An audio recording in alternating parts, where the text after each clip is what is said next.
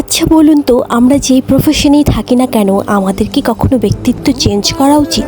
হ্যাঁ, আমার মনে হয় অবশ্যই চেঞ্জ করা উচিত, যখন সেটা খারাপ কিছু আমরা করছি বা আমাদের ব্যক্তিত্বের মধ্যে খারাপ কিছু চিন্তাধারা বা খারাপ কিছু মনমানসিকতা আসছে।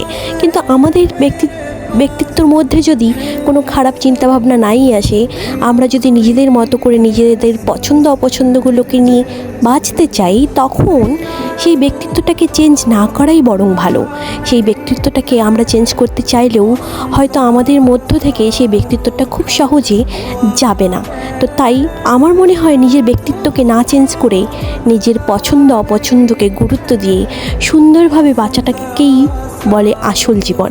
আর এই বাঁচাটাই কিন্তু আমাদের একটা সময় পর গিয়ে আমাদের মন মানসিকতাকে একেবারেই সুন্দর, স্বাভাবিক এবং সুস্থ করে তুলবে। তাই আমি চেষ্টা করি সব সময় অন্যের কথা কান না দিয়ে নিজের মতো করে বাঁচার